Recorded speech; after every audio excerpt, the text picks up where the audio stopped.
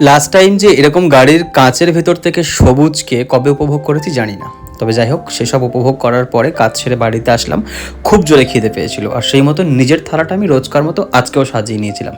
আজকের আমার লাঞ্চের মেনুতে ছিল গরম গরম ভাত, পুঁইশাক কুমড়ো দিয়ে মাছের মাথা দিয়ে একটা চচ্চড়ি, মটরশুঁটি দিয়ে ডিমের একটা পাতলা ঝোল করে মা। এটা খুব ভালো টেস্টি হয়, মানে যদিও আমি খুব একটা ডিম লাভার নয়, তাও ওই খেয়ে নিই কোনো কোনো দিন আর কি।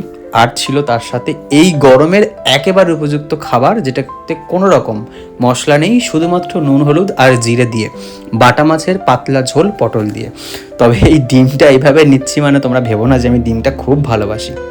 মানে সত্যি বলতে আমি সত্যি কথাই বলছি, ভিডিও করার জন্য ওই ডিমটা নিয়েছি। ডিমটা আমি না অত ভক্তি সহকারে খাই না, খাই আর কি, মানে ওইভাবে না, যেরকম মাছ মাংসটা ভক্তি করে খাই সেরকম ডিমটা আমি ভক্তি সহকারে খাই না।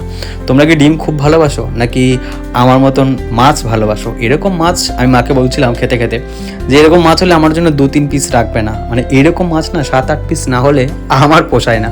অনেকে ভাবছে হয়তো আমি একটু গল্প দিয়ে ফেললাম, বিশ্বাস করো যদি তোমরা মনে করো যে আমার এটা গল্প, তাহলে একদিন কোনোদিন দেখা হলে আমার সাথে মাছ খাওয়ার কম্পিটিশন করো, তাহলে বুঝে যাবে আমি কেমন।